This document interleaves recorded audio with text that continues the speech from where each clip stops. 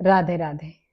इस वीडियो में हम बात करेंगे वृश्चिक लग्न यानी स्कॉर्पियो असेंडेंट के बारे में। बट आगे बढ़ने से पहले अगर अभी तक आपने हमारे चैनल को सब्सक्राइब नहीं किया तो इसे सब्सक्राइब जरूर कर ले।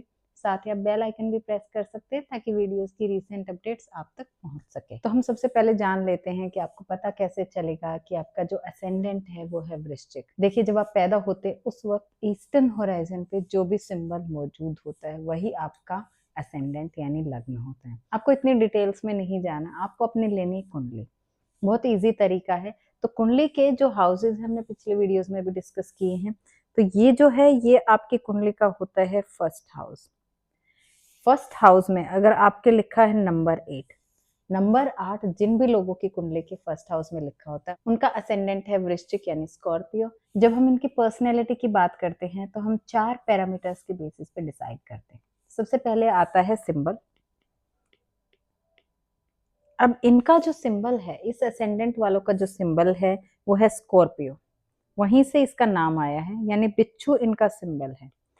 अब दूसरी जब बात करें इनका एलिमेंट क्या है, ये वाटर एलिमेंट वाला साइन है, जल तत्व वाला असेंडेंट है ये। इसके अलावा अगर हम बात करें इनके रूलिंग लॉर्ड की, तो इनके रूलिंग लॉर्ड है मंगल देव। इनका जो नेचर होता है वो होता है स्टेबल, स्थिर लग्न है ये। इन चारों एस्पेक्ट के बेसिस पे हम आप लोगों की पर्सनैलिटी प्रिडिक्ट करने वाले हैं। बहुत लॉजिकल चीज है। साथ ही वीडियो के एंड में हम डिस्कस करने वाले हैं कि आप लोग लाइफ के किन किन एरियाज में डिफिकल्टीज फेस करते हैं और उसको आप फिक्स कैसे कर सकते हैं, बेटर कैसे कर सकते हैं। अगर हम बात करें वृश्चिक लग्न वालों की पर्सनैलिटी की उनके सिंबल के बेसिस पे, तो बिच्छू जैसे क्या होता है, छुपा रहता है जनरली, पर जब मौका आता है तब आप पे वार करता है। तो इस असेंडेंट वाले आप पे सीधा हमला नहीं करेंगे, ये आपके पीठ पीछे वार करेंगे।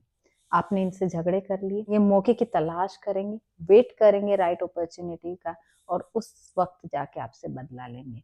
आपने अगर इन लोगों के साथ गलत कर दिया तो आपकी खैर नहीं, ये अपना बदला लिए बिना पीछे हटते ही नहीं। ये लोग वॉरियर होते हैं और कॉन्फिडेंशियल बहुत रखते हैं, अपनी चीजों को बताते नहीं आसपास के लोगों को। अगर ये आप पे अटैक भी करेंगे इसीलिए छुप के वार करेंगे, आपको पता ही नहीं चलेगा, प्रॉपर प्लानिंग कर लेंगे। Same goes with their work, अपने काम की प्लानिंग भी ये किसी को नहीं बताते, उसको एकदम सीक्रेट रखते हैं, और जब काम कर लेते तब पूरी दुनिया को पता चल ही जाता है। तो इस असेंडेंट वाले काफी सीक्रेटिव होते हैं। इस लग्न वाले लोग जनरली शांत रहते हैं, आगे से जाके ये आपसे पंगा नहीं लेंगे, बट अगर आपने इनको उकसा दिया फिर ये पीछे नहीं हटेंगे, ये लड़ाई जीत के ही मानते हैं। ये लोग सरप्राइज एलिमेंट के बेसिस पे काम करते हैं, आपको सरप्राइज देते हैं, चाहे लड़ाई हो, चाहे अपने पर्सनल काम हो, चाहे प्रोफेशन हो। अगर बात करें वृश्चिक लग्न वालों के नेचर की, तो स्थिर लगन है, स्टेबल साइन है। ये लोग जमीन से जुड़े हुए होते हैं, हार्ड वर्क में बिलीव करते हैं, रिलायबल होते हैं, इनकी लाइफ में स्टेबिलिटी रहती है, उन्हें अपनी लाइफ में ज्यादा बदलाव पसंद नहीं आते, एक तरीके की मोनोटोनस लाइफ जीने में विश्वास करते हैं। आसपास के लोगों से सर्टेन बिहेवियर की एक्सपेक्टेशन रखते हैं, घमंड नहीं रहता, डाउन टू अर्थ लोग होते हैं, लोगों से आराम से बात करते हैं, आगे से तो जाके पंगे लेते नहीं हैं, और काफी भरोसेमंद होते हैं अपने दोस्तों और फैमिली के लिए, उनके लिए हमेशा खड़े रहते हैं। अनटिल और अनलेस आप इन्हें परेशान ना करें, आप इनसे पंगे ना लें, क्योंकि अगर आपने इनसे पंगे ले लिए तो फिर ये अपना पराया कुछ भी नहीं देखते हैं। अगर बात करें स्कॉर्पियो असेंडेंट की बेस्ड ऑन देयर एलिमेंट, तो जल तत्व वाला साइन है, इमोशनल इंटेलिजेंट होते हैं, लोगों की साइकोलॉजी इन्हें अच्छे से समझ में आती है, सामने वाला क्या एक्शन ले रहा है इन्हें पहले ही पता चल जाता है। अडेप्टेबल काफी होते हैं, जैसे पानी को आप किसी भी वेसल में डाल दो वहां पे वो एडजस्ट कर लेता है, ऐसे ही ये लोग भी कर लेते हैं।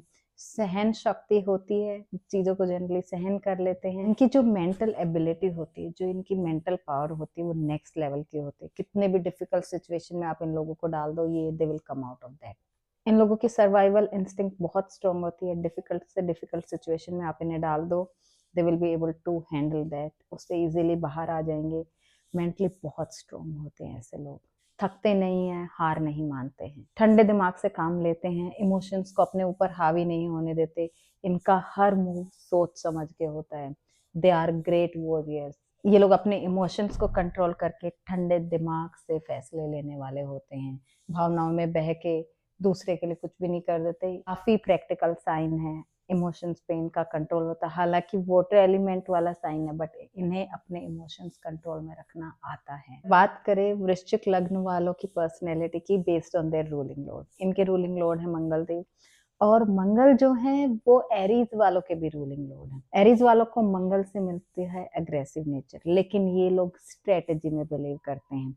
ये लोग प्रॉपर स्ट्रेटेजी बना के अंधे होके किसी भी लड़ाई में नहीं कूद पड़ते, पहले अपनी प्लानिंग करते हैं और उसके बाद उस पर एक्शन लेते हैं।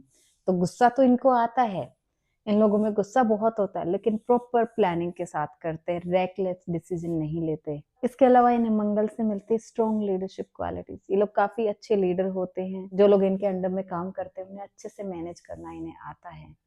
फिर स्ट्रॉन्ग विल पावर देता है मंगल इनको, एक डिसीजन पे डटे रहने की शक्ति इन्हें मिलती है मंगल से।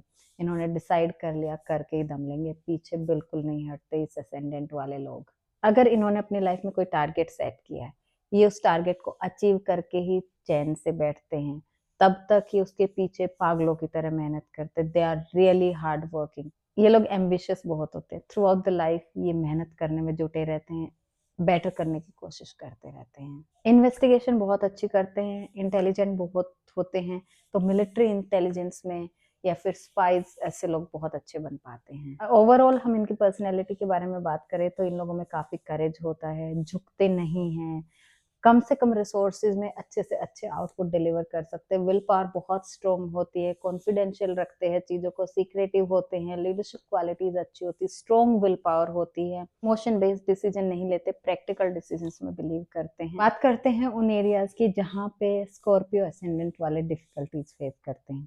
एक तो ये लोग ओवर सेंसिटिव होते हैं, ओवर पॉजिटिव होते हैं, अपने आसपास के लोगों को, अपने खासकर अपने पार्टनर को अपने अकॉर्डिंग चलाने की कोशिश करते हैं, और उस पर इमोशनल इंडिपेंडेंसी बहुत होती है। इनकी छोटी छोटी बातों पे बुरा मान जाते हैं और फिर इन्हें गुस्सा भी थोड़ा जल्दी आता है। इसकी वजह से इनके पार्टनर कभी कभी सफोकेटेड फील करते हैं। दूसरा, ये चीज़ों को बहुत सीक्रेटिव रखते हैं, किसी को नहीं बताना चाहते।